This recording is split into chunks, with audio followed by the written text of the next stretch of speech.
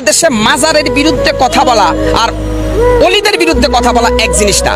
মাজার পূজারী যারা আছে তারা এটাকে বিকৃত করে আমরা অলিদের বিরুদ্ধে বলছি, এই ধরনের একটা প্রপাগান্ডা কিন্তু চালিয়ে দিচ্ছে। এটা হচ্ছে তাদের নেক্সট শুরুতের ধোঁকাবাজি। আমরা আমাদের সম্পর্ক হবে মসজিদের সাথে, মাজারের সাথে না। স্পষ্ট কোরআনে কারিমে আল্লাহ পাক ইরশাদ করেছেন কবরের উপরে বিল্ডিং বানানো যাবে না। আমি কি আল্লাহটা শুনবো নাকি এদেশের তথাকথিত নাস্তিক বুদ্ধিজীবীদের কথা শুনবো? আল্লাহ বলছে তুমি সত্যের বাণী যদি উচ্চারণ করতে পারো হিম্মত নিয়ে, তাহলে যদি গোটা পৃথিবী তোমার বিপক্ষে চলে যায় তুমি সত্য থেকে এক চুলো সরবে না। আজকে আমি হকার সাইফুল বলল, যদি আমি রাষ্ট্রের কোনো দায়িত্বে আসতে পারতাম, আমি একদিন বেঁচে থাকতাম বাংলাদেশের প্রত্যেকটা মাজারকে ভেঙে মাটির সাথে গুড়িয়ে দিতাম। এতে করে আমার জীবনে কি হবে আমি সেটা দেখবো না। এই মাজার ভাঙার সাথে আল্লাহর সন্তুষ্টি জড়িত। আপনারা মনে করেন মাজারে যিনি শুয়ে আছে উনি হয়তো আল্লাহর জান্নাতে চলে গেছে। হযরত শাহজালাল শাহপরানরা আমাদেরকে ইসলামের দ্বীনি শিক্ষা দিয়েছে। আমার তো মনে হয় যদি শাহজালালকে আল্লাহ আরেকবার ফিরে দিত, শাহজালাল সিলেটের খাদেমকে আগে জবাই করতো যে বেটা বদমাইশ, আমি এসেছি এই জমিনের মধ্যে ইসলামকে কায়েম করার জন্য, আর তুই আমার পূজা করে আল্লাহর সাথে নাফরমানি করতেছিস। না, এটা শাহজালালের শিক্ষা হতে পারে না, এটা শাহপরানের শিক্ষা হতে পারে না। এটা হচ্ছে ধান্দাবাজ ব্যবসায়ী যারা আছে মাজার পূজারী, ওদের ধান্দা ওইটা। কি হয়েছে আজকে আপনারা আইসা মানববন্ধন করতেছেন কেন? মাজার ভাঙতেছি। আরে মাজার ভাঙতেছি আল্লাহকে খুশি করার জন্য। আর আপনারা মাজারে গাঁজা টানেন কেন? আপনারা মাজারে সেলফি তুলে মেয়ে ছেলে একসাথে এভাবে অবৈধ কাজ করতেছেন কেন? গান বাজনা ঢোল বাদ্য বাউল শিল্পী যারা আছেন, কোরআনের কোন রেফারেন্স আছে? আসেন আমি হকার সাইফুল চ্যালেঞ্জ করি, কোথায় বসবেন? কোরআন থেকে প্রমাণ করে দিব গান বাজনা বাদ্য ঢোল হারাম, মাজার হারাম। আরে ভাই, বিশ্বনবীর কাছে যেখানে ছাওয়া নিষেধ, সেখানে আমরা দেখছি অনেকে মাজারা যায় সেজদা দিচ্ছে। ওই চট্টগ্রামে এক ভণ্ড আছে মাইজ ভান্ডারের ওখানে, দেখি মহিলারা তারা সেজদা দিচ্ছে। আপনি এভাবে গোটা ইসলামটাকে ধ্বংস করে দিবেন আর আমরা ইসলামের পক্ষে কথা বলতে পারবো না। আপনি শয়তানের অনুসারী হয়ে হুঙ্কার ছাড়বেন আর আমি রাসূলের সৈনিক হয়ে আপনার হুঙ্কারের প্রতিবাদ করতে পারবো না। মুসলমান কি এত দুর্বল?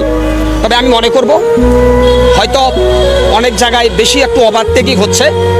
আগে আমাদের ইসলামকে ক্ষমতায় আনতে হবে, তারপরে মাজার না শুধু কোন ভণ্ড অলির দরবারও এই দেশে থাকবে না।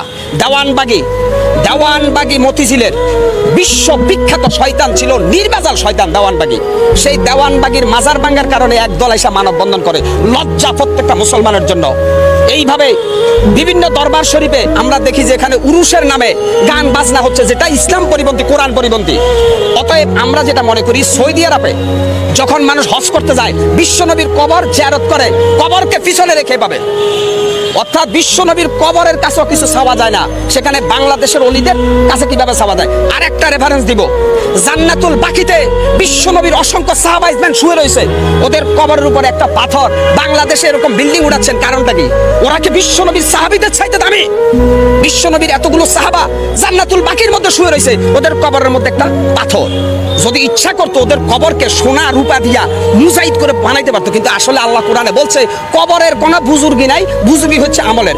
আল্লাহ পাক কোরআনে স্পষ্ট বলছে মহাসমুদ্রের ভিতরে সাঁতার না জানা ব্যক্তি যেমন অসহায়, ঠিক কবরে যে ব্যক্তি শুয়ে গেছে সে যত বড় আল্লাহর ওলি হোক সে তেমনই অসহায়। কেন? হাসরের ময়দান আল্লাহ কোরআনে স্পষ্ট বলছে আমাদের নবী মুহাম্মদ সাল্লাল্লাহু আলাইহি সাল্লাম ছাড়া প্রত্যেকটা নবী বলবে ইয়া নাফসি ইয়া নাফসি। তাহলে এই ভণ্ডদেরকে ওদের বাবা বা ওলিরা কিভাবে জান্নাতে নেবে? এই বেটা গাঁজাখোর, বেটা বদমাইশ, কোরআন নাই, হাদিস নাই, ফরকালের চিন্তা নাই, আইসাই কয় আমরা মাজারের ভক্ত। ওলি তোমরা মাজার ভক্ত, মাজার পূজারী, অলিদের ভক্ত না। তোমরা শাহজালাল শাহপরান আব্দুল কাদের জিলানের অনুসারী না, তোমরা শয়তানের অনুসারী। ৯৬% মুসলমানের দেশে প্রত্যেকটা মুসলমানের ইমানি দায়িত্ব মাজার পূজারীদেরকে শায়েস্তা করা। এত করে যদি আমরা মারা যাই আমরা শহীদ আর ওরা আবু জেহেল। আজকে অত্যন্ত কষ্ট লাগে ভাই, অত্যন্ত দুঃখ লাগে। আজকে সোশ্যাল মিডিয়া থেকে শুরু করে এক ধরনের তেলবাজ সুশীল সমাজ বাইরেছে, মাজার ভাঙছে, আস্তাগফিরুল্লাহ আস্তাগফিরুল্লাহ। কেন মাজার ভাঙছে? আরে ভাই, কবরের উপরে বিল্ডিং ভাঙার নির্দেশ দিচ্ছে রাব্বুল আলামিন আল্লাহ। আপনি কত বড় নাস্তিক বুদ্ধিজীবী, আপনি মাজার ভাঙতে নিষেধ করেন কেন? আমি বলছি না যে প্রত্যেকটা মুসলমানের ইমানি দায়িত্ব বাংলাদেশের প্রত্যেকটা মাজারকে ভেঙে গুটি গুটি করে দেওয়া। এখানে উগ্রবাদের গন্ধ পাও, মৌলবাদের গন্ধ পাও, তাহলে আল্লাহর কোরআন নিয়ে বসো। এই মাজার পূজারীরা আসো, আমি বসবো তোমাদের সাথে। যদি কোরআনে জায়েজ দেখাইতে পারো মাজার, আজ থেকে আমিও কোনো মাজারের অনুসারী হব। অতএব তোমাদের এই ভণ্ডামি, তোমাদের এই ধান্দাবাজির বিরুদ্ধে কথা বলছিল বাংলাদেশের হাক্কানি আলেম ওলামা, তোমরা তাদেরকে আবু জেহেল বলছিলা। অর্থাৎ এজিদ যখন হাসান হুসেনকে যখন এজিদের বাচ্চারা হত্যার ষড়যন্ত্র করে তখন অনেক নামদারি আলেম ছিল, এরা জালেম। আজকে অত্যন্ত কষ্ট লাগে ভাই। আমি মনে করি আল্লাহর কসম খাইয়া বলতে পারি আমার ভাগ্য পরিবর্তনের মালিক একমাত্র আল্লাহ। কোন পীর, কোন বাবা, কোন আউলি আমার ভাগ্যের ভালো বা মন্দ কোনোটাই করতে পারবে না। আমরা একটা পাকা চুলকে বাঁকা করতে পারবে না কোনো অলিমিয়া।